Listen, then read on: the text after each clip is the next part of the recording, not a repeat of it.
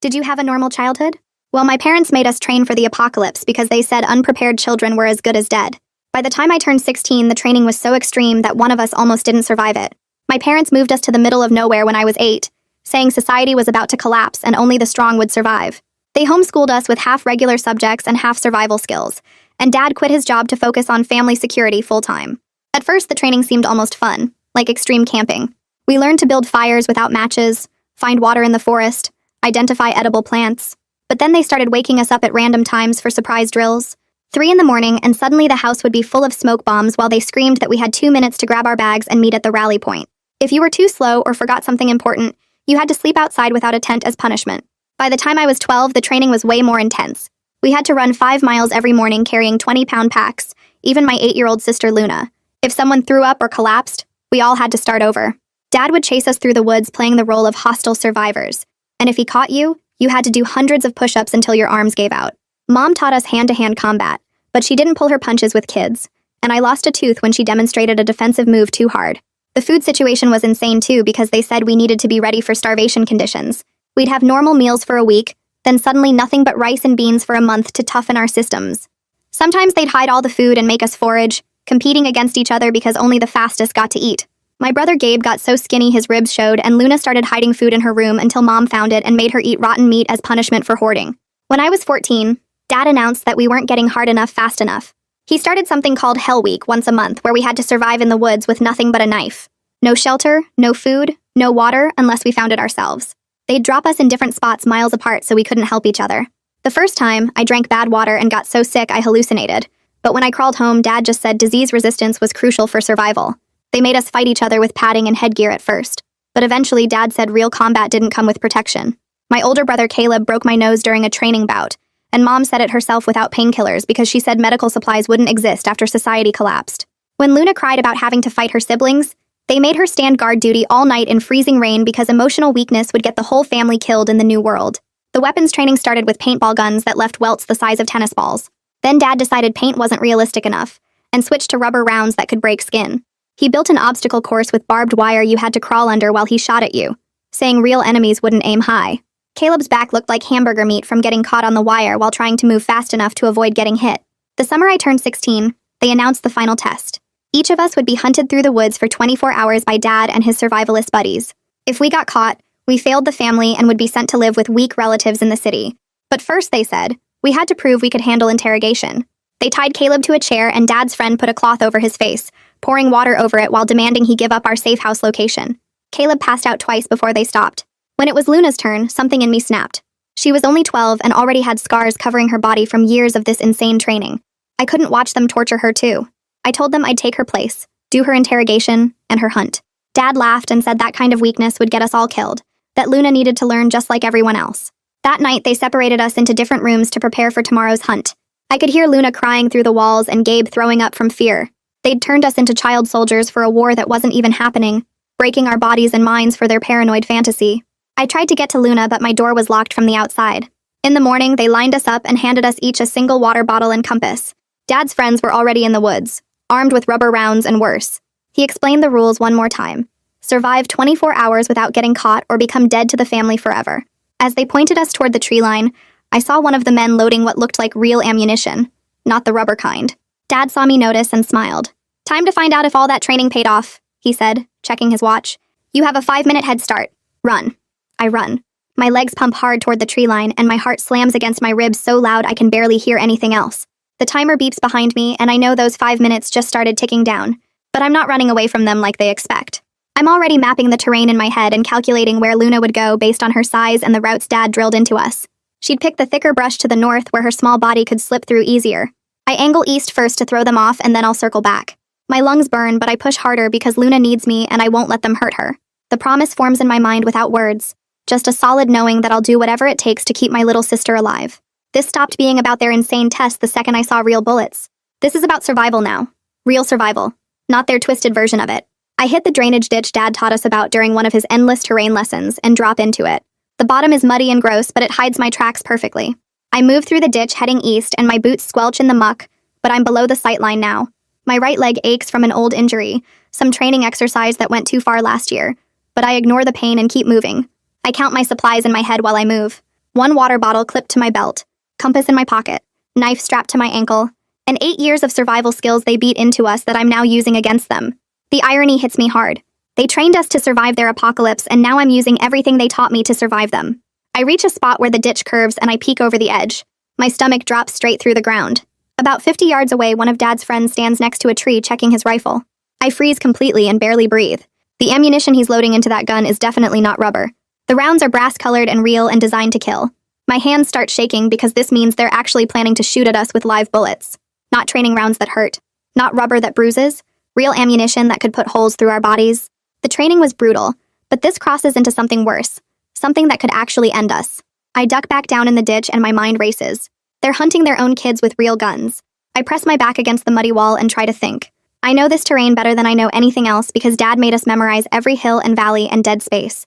Dead ground is what he called the low spots, where you can't be seen from higher positions. I use that knowledge now and stay low while I move. The fear should paralyze me, but instead it sharpens everything. Every sound gets louder. Every shadow gets clearer. I can feel my heartbeat in my throat, but my hands steady as I plan my next move. I scramble out of the ditch when I reach thick cover and grab a plastic bag that's caught in some bushes. Someone's old trash becomes my tool. I fill it with rocks and tie it shut with a vine. Then I hang it from a low branch about 20 feet off my actual path and rig it so the wind will make the rocks rattle against each other. The noise will draw attention away from where I'm really going.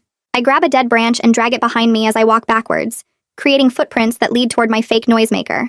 Dad taught us misdirection during one of his paranoid lessons about enemy tracking. He never thought we'd use it against him. I drop the branch and move silently in the opposite direction, stepping on rocks and roots to avoid leaving prints. My path takes me north now, looping back toward where Luna probably went. The gunshot cracks through the air so loud it feels like it splits the world open. Bark explodes off a pine tree 6 feet to my left, and I feel the splinters hit my arm like tiny knives. I drop flat on my face in the dirt and my whole body goes cold. That was real. That was an actual bullet. They're really shooting at us. The sound confirms everything I saw with that rifle. This isn't training anymore. This is attempted murder dressed up as a final test. I touch my arm, and my fingers come away bloody from where the wood splinters dug in. The pain is sharp but manageable. I stay flat for 30 seconds and listen. No footsteps coming closer. Whoever shot missed me and probably thinks they scared me into running. Instead, I crawl on my belly through the underbrush and head deeper into the trees. I'm moving too fast and not paying enough attention when I hit the old obstacle course area. My right calf catches on something and pain rips through my leg so bad I almost scream. Rusted barbed wire that Dad strung up years ago for crawling drills tears through my jeans and into my skin. The gash is deep and immediate. Blood soaks my pant leg warm and wet. I bite down hard on my own hand to keep from making noise. The taste of my skin and the pain in my hand distracts from my leg for just a second. I can't cry out. Can't give away my position. I reach down and feel the wire still caught in my calf. I have to pull my leg free and the barbs drag through muscle as they come out. Tears run down my face, but I don't make a sound. I wrap my hand around the wound and apply pressure like Mom taught us. The bleeding slows a little but doesn't stop. I rip a strip off my shirt and tie it tight around my calf. It'll have to be good enough. I remember something Dad made us memorize 2 years ago during one of his endless cash drills. There's a supply stash hidden under a rotted log about 100 yards from here. I limp toward it and find the log right where it should be. I roll it over carefully, and there's the old ammunition box Dad used for storage. Inside is an old family radio, the kind we used for communication drills. The batteries might be dead, but I take it anyway and shove it in my waistband. I roll the log back and scatter leaves over the disturbed ground. If I can get this radio working, maybe I can hear their communications. Maybe I can warn my siblings. Maybe it'll save our lives. I don't know yet, but having it feels like having a weapon. I move away from the cache and head north again, limping now, bleeding, but still moving toward where Luna needs me. I pull the radio from my waistband and turn the dial with shaking fingers until I find their frequency. The volume is barely a whisper, but I can still hear Dad's voice cutting through the static. He's talking to one of his friends and the words make my stomach twist. Teach them a lesson they won't forget, he says, and there's something in his tone that sounds almost excited. They need to understand what real survival means. The other man laughs and says something I can't quite catch, but Dad responds with, exactly, no more coddling. I press the radio against my ear and realize with cold certainty that this stopped being training the moment they loaded those rifles. They actually want to hurt us. They want us scared and bleeding and broken so we'll never question them again. I turn the volume down even more and clip the radio to my belt where I can monitor it without giving away my position. For just a second, I think about walking back to the tree line and surrendering. I could take whatever punishment they'd give me. Maybe they'd go easier on the others if one of us gave up right away. I picture myself stepping out with my hands raised, telling Dad I failed his test, accepting whatever comes next. But then I see Luna's face from this morning in my mind, the way her whole body was shaking when they tied Caleb to that chair, the scars covering her legs from years of their training, She's only 12 and she shouldn't have to be out here running from grown men with guns. I can't give up when she needs me. I won't. I push the thought of surrender down deep and keep moving through the trees. I'm cutting through a thick section of pine when I spot something that makes me freeze. There's a small black box mounted on a tree trunk about 8 feet up, one of the family's trail cameras. Dad installed dozens of them around the property years ago to monitor wildlife and track our movements during training exercises. This one is still blinking its little red light, which means it's recording. My hands start shaking as I realize what this means. Every person who walked past this camera in the last few hours got filmed. The hunters with their rifles, Dad giving orders, maybe even footage of them actually shooting at us. This could be proof. Real proof of what they're doing that no one could deny or explain away. I look around to make sure no one's watching, and then I start climbing. The bark is rough under my palms and my injured leg screams with every movement, but I keep going. When I reach the camera, I pop open the back panel the way Dad showed us during a maintenance lesson last year. The SD card slides out easily, and I hold it in my palm for a second. This tiny piece of plastic that might save our lives. I tuck it into my sports bra and snap the elastic tight. Even if they catch me and search my pockets, they won't find it there. Whatever happens now, there's evidence. Men hunting children with rifles, all recorded in perfect digital clarity. I climb back down and head northeast, moving fast despite the pain in my leg. I know Luna's patterns from years of training together. She always chooses dense cover over open ground. She moves slow and careful instead of fast and loud. If she's following her instincts, she'll pass through the area near the old creek bed where the brush grows thick enough to hide in. I find a spot where 3 large rocks form a natural shelter, and I cache half my remaining water there. I use a piece of chalk from my pocket to mark the largest rock with 3 dots arranged in a triangle. It's our secret sister code, something we made up when we were little and kept hidden from everyone else. 3 dots means safe, or from me, depending on context. Luna will know I left this for her. She'll know I'm trying to help even if I can't reach her directly. I cover the water bottle with leaves and moss so it's hidden but findable, then move on before anyone can spot me lingering. 20 yards later, I stop at a birch tree with smooth white bark. I pull out my knife and carve a small arrow pointing northeast toward the logging road. Below the arrow, I add our family code. 3 short lines that mean safe path. Dad created dozens of these codes for navigation and communication during training. He never thought we'd use them to escape from him. If any of my siblings find this mark, they'll understand. They'll know which direction leads away from danger. My hand is cramping by the time I finish, and I have to shake it out to get feeling back. The carved arrow looks obvious to me, but I'm hoping the hunters won't notice it, or won't understand what it means if they do. I hear heavy footsteps crashing through the brush behind me. Someone's coming fast and not bothering to be quiet about it. I drop into a crouch and grab a rock the size of my fist. My heart is pounding, so hard I can feel it in my throat. The footsteps get closer, and I can hear the person breathing hard from running. I wait until they're maybe 30 feet away, and then I throw the rock as hard as I can into the brush off to my left. It hits something solid with a loud crack, and the hunter immediately changes direction, crashing toward the noise like I knew he would. I slip away to the right while he's distracted, moving fast on the balls of my feet the way Mom taught us. The misdirection buys me maybe 2 minutes before he figures out the trick, but 2 minutes is enough to put distance between us. Through a gap in the trees, I catch a glimpse of movement and my breath catches. It's Gabe. He's maybe 40 yards away, moving with a bad limp that means he's hurt. His shirt is torn and I can see blood on his arm even from this distance. Every instinct screams at me to go to him, to help him, but I can't. If I call out, the hunters will hear. If I run to him, I'll give away both our positions. The best thing I can do for him is leave a warning he'll recognize. I break 3 leaves off a low branch and arrange them in a specific pattern on the ground, points all facing down. It's another one of Dad's codes, this one meaning danger close, stay hidden. Gabe will see it and understand. I watch him disappear into the trees and force myself to keep moving in the opposite direction. Cold rain starts falling and within minutes I'm soaked through. My teeth start chattering and I can feel my core temperature dropping. Hypothermia is a real danger now. Maybe more dangerous than the hunters. I know I need heat, but building a fire is risky. The smoke will give away my location to anyone within a half mile. But if I don't warm up soon, I won't be able to move well enough to evade them anyway. I find a rock overhang that provides some shelter from the rain and gather dry tinder from underneath where it's protected.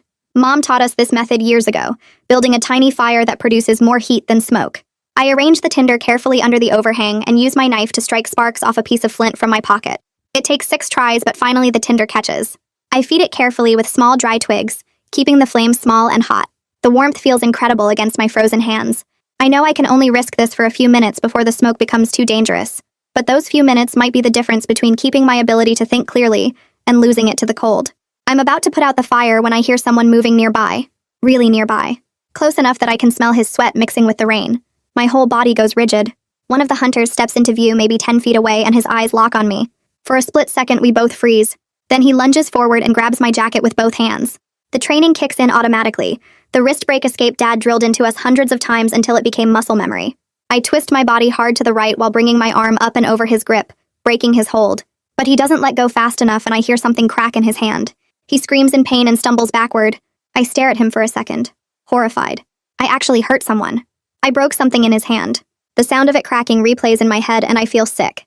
He was trying to catch me, but I never wanted to actually hurt anyone. The man is cradling his hand against his chest and cursing, his face twisted in pain. I should run, but I'm frozen, watching what my training made me capable of doing to another person. Then he reaches for his rifle with his good hand, and survival instinct finally kicks in. I turn and sprint into the trees, leaving him behind with his broken hand and his anger, my stomach still churning with guilt and fear. I duck behind a fallen tree to catch my breath, and that's when I see Dad standing maybe 50 yards away with one of his buddies. They're both laughing, and Dad slaps the other guy on the back while saying something I can't quite hear. The buddy nods and grins, and Dad points toward the east where I know Luna ran. My chest gets tight watching them joke around like this is some fun weekend activity instead of hunting their own kids with real bullets. Dad checks his watch and says something else that makes them both laugh harder. I press my hand against the rough bark of the fallen tree and feel something inside me crack apart. Not break exactly, but shift into a new shape that I know won't ever fit back together the way it was before. These are the people who were supposed to protect us, and instead they turned us into targets for their sick game. I force myself to look away and keep moving because watching them enjoy this will only make me freeze up when I need to run. I push through thick brush until my legs burn and finally stop when I'm sure they can't see me anymore. My calf is still bleeding through the makeshift bandage from the barbed wire, and every step sends sharp pain up my leg. I need to do something about it or I'll leave a blood trail they can follow. I'm searching the area when I spot something metal half buried under leaves and rotted wood. I dig it out and find an old trail crew lockbox that's rusted orange and covered in dirt. The latch is stuck, but I pry it open with my knife, and inside there's a few bandages still in sealed packages and some antiseptic wipes that are dried out but might still work. My hands shake as I unwrap the bandage on my calf and see how deep the cut actually goes. The edges are ragged and dirt is already getting in there. I rip open an antiseptic wipe and press it against the wound and have to bite my lip to keep from making noise because it burns like fire. I clean it as best I can and then wrap it tight with the new bandages, my hands moving steady even though my heart is racing. The bleeding slows down and I can move better without leaving drops behind me. I shove the extra bandages in my pocket and keep going north through the densest part of the forest.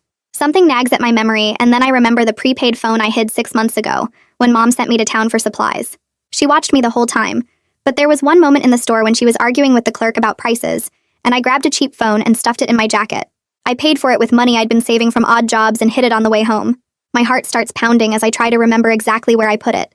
There was a hollow tree near the old deer trail, maybe a mile from here. I change direction and start moving faster, even though my leg screams in protest. It takes 20 minutes of searching before I find the right tree with the hollow at chest height. I reach inside and my fingers close around the phone wrapped in a plastic bag. I pull it out and power it on and watch the screen light up. One flickering bar of signal appears in the corner and I almost cry with relief. My hands are shaking, so hard I can barely hold the phone steady. I dial 911 and wait while it tries to connect. The call goes through and I hear a woman's voice say something, but the connection is terrible and cutting in and out. I try to talk fast and tell her kids are being hunted with live ammunition, but the call drops after maybe 10 seconds. I frantically type out a text message with "kids hunted with live ammunition" and add our approximate location based on the landmarks I can see. My finger hovers over send and I hit it and watch the little circle spin while it tries to go through. The signal drops to nothing and I don't know if the message sent or not. I stare at the phone willing the signal to come back, but it stays dead. I don't know if anyone got my message or if help is coming, but it's the only chance we have. I'm about to try calling again when I hear something that makes my blood go cold. Luna is crying somewhere to the east and the sound carries through the trees. Every instinct in my body screams at me to go to her right now. She's only 12 and she's out here alone and scared, and I promised myself I wouldn't let them hurt her. But going to her means abandoning my plan to reach the main road where I might be able to flag down a car or find help. I stand there frozen for maybe 5 seconds weighing my options. Then I hear her cry again, and the decision makes itself. Luna needs me more than I need escape. I shove the phone in my pocket and start running toward her voice. I find her huddled under a deadfall with her knees pulled up to her chest and her whole body shaking. She's soaking wet from the rain and her lips have a blue tint that means she's getting too cold. I drop down next to her and pull her into a quick hug and feel how small she is. I give her my water bottle even though I only have a few sips left and she drinks it all without stopping. I whisper instructions as fast as I can about following the creek bed west until she hits the logging road and then waiting there because help might be coming. I try to sound confident like I know exactly what I'm doing, even though I'm just as scared as she is. She nods and grabs my hand and I squeeze back before letting go. I tell her to move now and stay low and she crawls out from under the deadfall and disappears into the brush. I wait 30 seconds to make sure she's clear, and then I start moving in the opposite direction. I deliberately break branches at shoulder height and leave deep footprints in every muddy patch I can find. I even drop my compass on the ground where they'll see it if they're tracking me. If they follow this trail, then they're not following Luna, and that's all that matters. I keep making noise and leaving obvious signs for maybe 10 minutes until I'm far enough away from where Luna went. Then I hear a man yelling in pain somewhere behind me, and the sound is raw and shocked. I freeze and listen and realize he's caught in something. My stomach drops as I remember the snare traps I set in this area months ago during one of Dad's training exercises.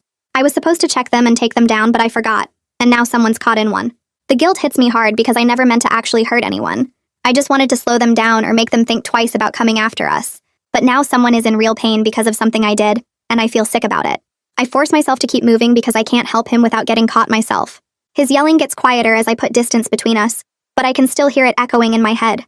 I'm moving through a drainage ditch when I spot a culvert running under what used to be a logging road. I crawl inside and press myself against the concrete and try to control my breathing. That's when I hear the radio chatter above me. Two men are standing right on top of the culvert and their voices carry down through the metal grate. They're coordinating search patterns and calling out time checks, and one of them says they need to sweep the eastern section again.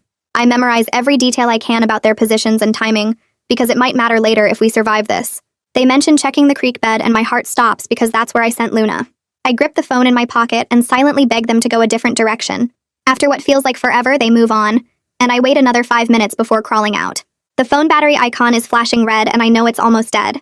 I power it down completely to preserve whatever charge is left, because those 911 text logs are the only proof of what's happening out here.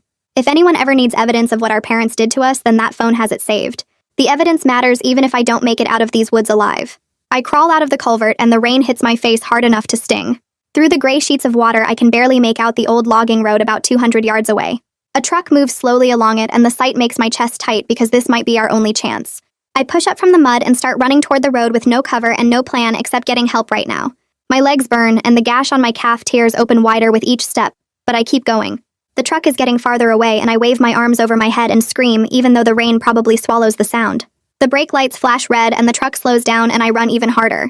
I reach the edge of the road just as the driver rolls down his window and his eyes go wide when he sees me. I know I look bad with mud covering my clothes and blood running down my leg and my hair plastered to my face. He opens his mouth to say something, but I cut him off and point back at the woods. I tell him men are hunting kids with guns in those woods, and my voice comes out shaky but clear. His face changes from confused to angry in about 2 seconds, and he pulls out his phone. He tells me to get in the truck, but I shake my head because I need to do something first. He's already dialing 911 and talking fast while I back away from the truck. I hear him say something about armed men and children in danger, and the words make it feel more real. I run back toward the culvert area because the phone and SD card are still there, and I need to hide them better. My hands shake as I dig under the concrete edge and find the phone where I left it. I look around for a rock formation that I'll remember and spot 3 boulders stacked in a weird way about 30 feet from the culvert. I shove the phone and SD card deep into a crack between the bottom 2 rocks and cover it with smaller stones and dead leaves. If they catch me now, at least the evidence stays safe and someone will find it eventually. I turn to head back to the truck and almost trip over Gabe crouched in the brush. His face is pale and his hands are shaking and there's a cut above his eye that's still bleeding. I grab his arm and tell him to come with me right now because help is coming and we can get out of here. He pulls away and shakes his head hard. He says he can't fail the family by giving up, and the words sound like they came straight from Dad's mouth. I want to scream at him that this isn't about passing some test, but I keep my voice low. I tell him the family already failed us by doing this, and going to live with relatives isn't failure. I tell him it's escape from people who hurt us on purpose. His eyes flicker with something that might be doubt, but he still won't move. I can see him fighting with himself, and I wish I had more time to convince him. Voices drift through the trees, and they're getting closer fast. I make a choice in about half a second and shove Gabe hard toward the road. He stumbles forward and catches himself, and I pray he keeps going that direction. I run the opposite way and make as much noise as I can so they follow me instead of him. Branches slap my face and thorns tear at my arms, but I push through. A gunshot cracks behind me, and I hear the bullet hit rock somewhere to my left. Stone chips spray against my back and sting through my wet shirt. My lungs feel like they're on fire, but I keep running because stopping means getting caught or shot. I use every trick Dad taught us about moving through terrain and cut through a section I know has thick brush that slows people down. I can hear someone crashing through behind me, but they're not as fast because they don't know this area like I do. I circle back using a dry creek bed that's hidden by overhanging trees. My breath comes in hard gasps and my leg is screaming, but I force myself to keep moving. Through a gap in the trees, I see Dad and my whole body goes cold. He's got Luna by the arm and his fingers are digging in hard enough that I can see white marks on her skin. She's trying to sit down and he yanks her up rough. His face is red and angry and he's saying something I can't hear from this distance. Luna's leg gives out and she starts to drop again. Dad pulls his hand back and hits her leg hard with his open palm. The sound carries across the space between us and Luna cries out. Something hot and sharp fills my chest, and it's different from any feeling I've had before. I stay hidden in the brush and force myself to watch instead of running out there. I look at the sun position through the rain clouds and figure it's around 2 in the afternoon. I memorize the exact spot where they're standing near 3 pine trees that form a triangle. I listen to every word Dad says about her being weak and useless, and how she's going to get the whole family killed. I watch him strike her leg again when she can't stand up fast enough. My hands curl into fists so tight my nails cut into my palms. I'm making a record in my head of every single detail because someone is going to listen to us eventually, and when they do, I'll remember all of this. The sound starts far away but gets louder fast. That rising and falling wail of sirens cutting through the rain and trees. Dad's head snaps up and I see his whole face change from angry to something else. Something closer to afraid. The men with rifles freeze where they're standing and one of them starts talking fast into a radio. Dad yanks Luna to her feet and barks orders at his buddies to scatter. To get out of here now, and suddenly the hunters who were chasing us are running away through the woods. I stay hidden and watch them crash through brush in different directions, leaving gear behind in their rush to disappear. Dad drags Luna a few steps, then lets go of her arm and takes off running himself, abandoning her in the middle of the clearing. Luna drops to the ground and curls into a ball and I want to run to her, but the sirens are so close now that I need to wait for the right moment. Through the trees, I see the flash of red and blue lights on the old logging road. Car doors slam and I hear voices calling out official words about sheriff's department and showing yourself. My whole body is shaking as I step out of the brush with both hands raised as high as I can get them. A deputy in a tan uniform spots me immediately, and his hand goes to his gun, but he doesn't draw it. I keep my hands up and try to make my voice work, but it comes out as a croak at first. The deputy moves closer and tells me to stay where I am, that I'm okay, and I nod because I can't find words yet. My legs feel like they might give out, but I force myself to stay standing because I need to tell them everything right now before anyone gets away. Another deputy comes up beside the first one, and this one has a name tag that says Brooks. He's older with gray in his hair, and when he looks at me, his expression goes from alert to concerned. He asks if I'm hurt, and I shake my head even though that's not exactly true. Then the words start pouring out of me so fast I almost trip over them. I tell him my sister Luna is right there in that clearing about 30 yards east, and she can't walk well because Dad hit her leg. I tell him my brother Gabe ran toward the road earlier and might be hiding near the culvert. I tell him my oldest brother Caleb is still out here somewhere, and I haven't seen him since the hunt started.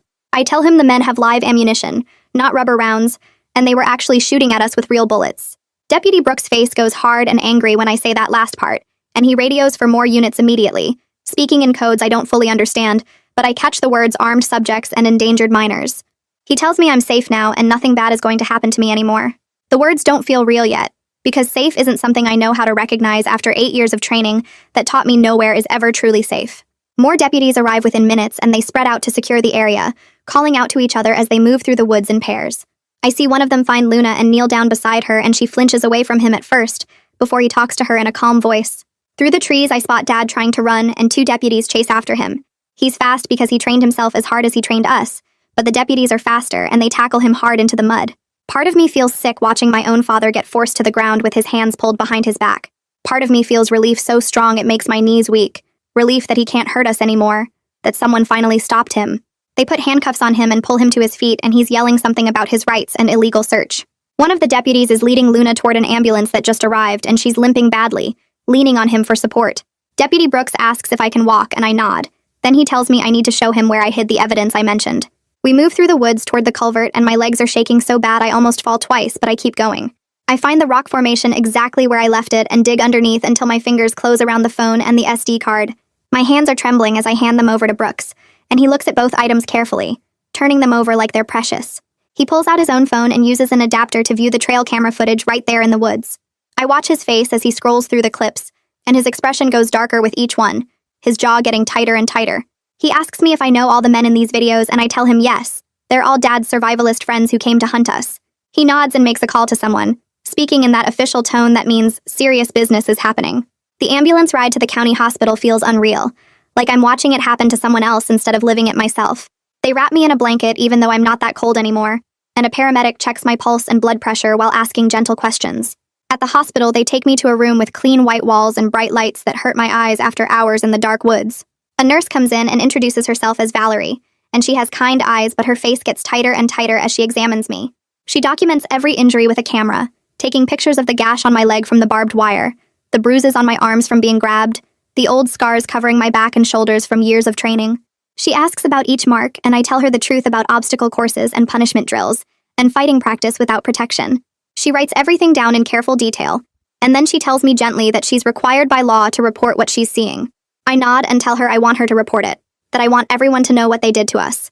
She squeezes my hand for just a second before going back to her documentation, and something about that small gesture makes my throat tight. After Valerie finishes, a woman in regular clothes comes in and sits down across from me in a quiet room away from the main emergency area. She introduces herself as Kendra and says she's a CPS worker assigned to our case. She has a calm, direct way of talking that reminds me of the way Dad used to give mission briefings, except her words are about safety instead of survival scenarios. She explains what happens next with words like safety plans and temporary placement and investigation procedures. I don't trust easily after years of Dad teaching us that government workers were enemies who would destroy families, but something about Kendra's straightforward manner makes me want to believe her. She doesn't make big promises or talk about how everything will be perfect now. She just lays out the steps and the timeline and asks what questions I have. I ask if we'll stay together, and she says they'll try to keep siblings placed together when possible. I ask if we have to see our parents, and she says not unless we choose to during supervised visits. I ask what happens if Dad gets out of jail, and she says there will be protective orders in place and he won't be allowed near us. They bring Gabe and Luna into the hospital about 20 minutes later, and I see them through the doorway before they see me. Luna's legs are covered in bruises that look purple and black under the fluorescent lights. Gabe has cuts on his arms that they're cleaning and bandaging, and his face is pale and drawn. When they finally bring them into my room, we just grab onto each other and hold tight without saying anything. Words can't cover what we've been through together, what we survived today, what we lived through for 8 years before today. Luna is crying against my shoulder and Gabe's whole body is shaking, and I'm probably shaking too, but I don't let go of either of them. We stay like that until a nurse gently tells us they need to finish examinations and we'll have time together again soon. In a nearby room, I hear Mom's voice talking to the police, and at first I think I'm imagining it because the words sound so disconnected from reality. She's telling them that everything they did was out of love, that they were preparing us to survive the collapse of society, that we would thank them someday when we were the only ones left alive. The words sound completely insane now that I'm hearing them in a normal hospital surrounded by normal people whose faces show horror instead of agreement. One of the officers responds in a flat voice that hunting children with firearms isn't preparation, it's child endangerment, and Mom's voice rises as she insists they don't understand the greater threat. I turn away from the door because I can't listen anymore. Can't process how she genuinely believes the things she's saying. A woman in a business suit comes in later and introduces herself as Kenley Savage, an assistant district attorney. She sits down and explains the potential charges they're considering against our parents, using terms like child endangerment and assault and reckless endangerment with a firearm. She's honest that prosecution isn't guaranteed, that they need to build a strong case and gather all the evidence. But she says what happened today combined with the trail camera footage and our statements gives them solid ground to work with. I appreciate that she doesn't make promises she can't keep, doesn't tell me everything will definitely work out a certain way. She just lays out the possibilities and the process, and tells me that my voice matters in all of this, that what I saw and experienced is important evidence. She leaves me her card and says I can call if I think of anything else, or if I have questions as things move forward. The hospital wants to keep us overnight for observation, and they set up rooms where the three of us can stay close together. Luna won't let go of my hand even when the nurses need to check her vitals, and I don't make her let go because I understand needing that anchor.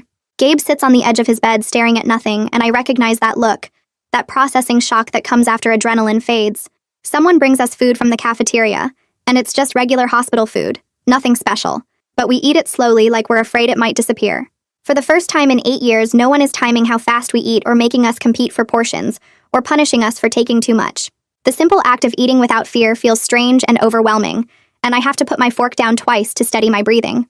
That same night, Kendra takes us to a courthouse where a judge is waiting even though it's almost 10 o'clock. The judge is an older woman with gray hair, and she looks at the three of us sitting in a row and asks if we understand what's happening. I nod and explain that we need to be placed somewhere safe away from our parents. She reads through Deputy Brooks' report and the medical documentation, and her mouth gets tighter with each page. She asks me directly if I want to go back home, and I say no. So fast the word comes out like a reflex. She asks Luna and Gabe the same question, and they both shake their heads. The judge signs papers right there, and tells us we're now under emergency protective custody of the state. She says our parents can't contact us or come near us and that we'll be placed in a safe location tonight. The relief hits me so hard I can't hold it together anymore. I start crying in a way I couldn't let myself do in the woods. Big, ugly sobs that make my whole body shake.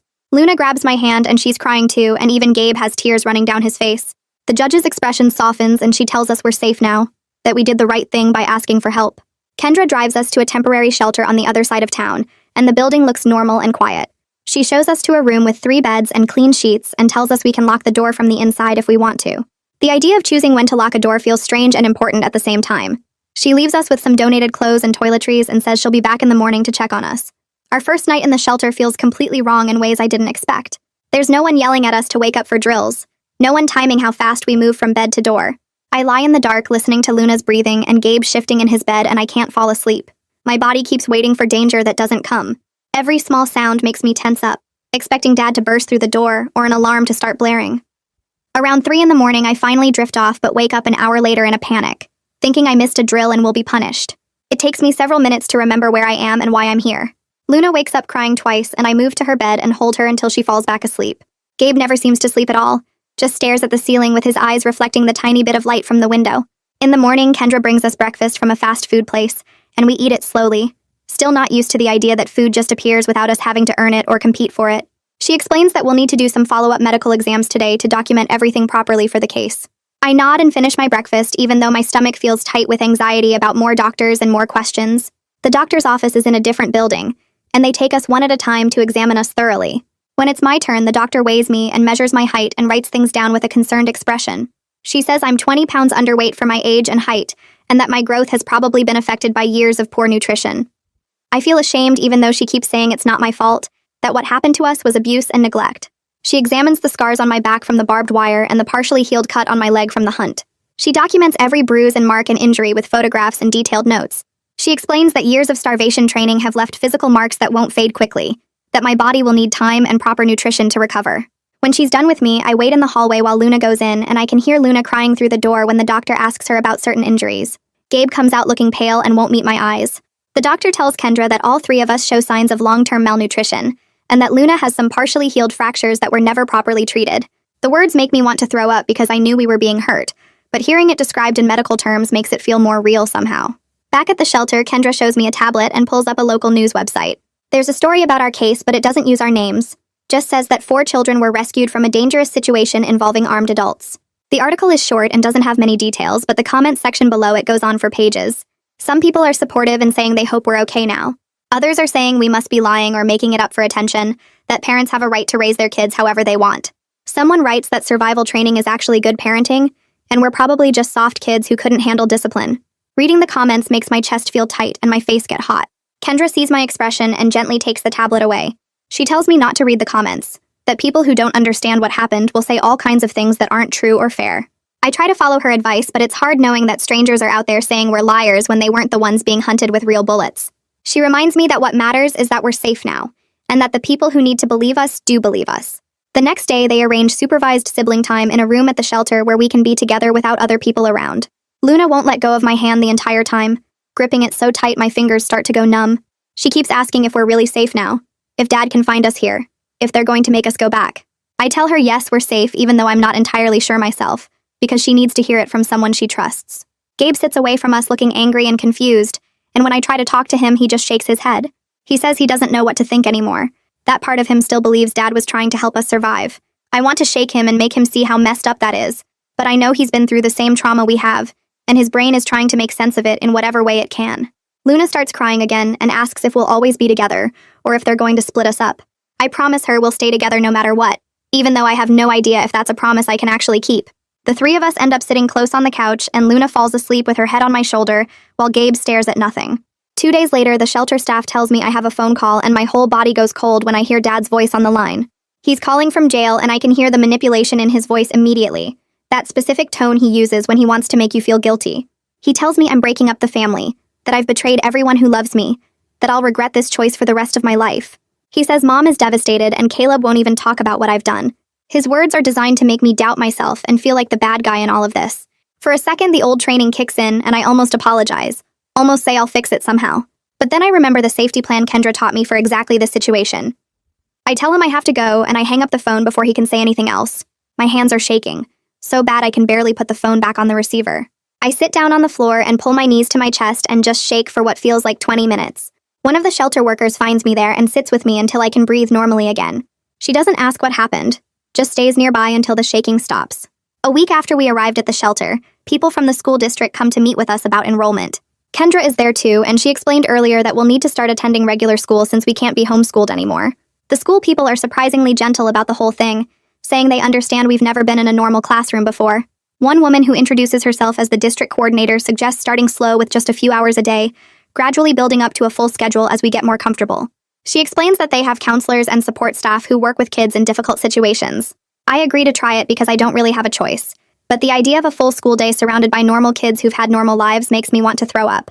Luna looks scared but nods when they ask if she's willing to try. Gabe says he'll go, but his voice is flat and empty. They give us schedules and supply lists and information about the school bus route. Looking at the papers makes it all feel too real, like we're actually supposed to just join normal society after everything that happened. My first day at the public school is worse than I imagined. The building is huge and crowded and loud in ways that make my skin crawl. Kids are everywhere, talking and laughing and shoving each other in ways that seem friendly but make me flinch. I'm supposed to go to something called homeroom, but I get lost trying to find the right classroom. The hallway gets more crowded as the bell gets closer, and suddenly I can't breathe right. My vision starts to narrow and my heart is pounding so hard it hurts. I end up crouched against a wall with my hands over my ears trying to make everything stop. The school counselor finds me there and she doesn't touch me or crowd me, just sits down nearby and starts talking in a calm voice. She coaches me through a grounding technique, asking me to name 5 things I can see, 4 things I can touch, 3 things I can hear. I use the breathing exercises she teaches me and actually manage to calm down after a few minutes. It feels like a small victory that I didn't completely fall apart, that I used a technique and it worked. She walks me to my first class and tells the teacher I had a rough start, but I'm okay now.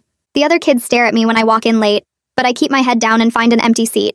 3 weeks later, there's a preliminary court hearing where I have to testify about what happened during the hunt. Kendra prepared me for this, but actually sitting in the courtroom with Dad and Mom on the other side is harder than I expected. The prosecutor asks me questions about the training and the hunt and the guns, and I answer as honestly as I can.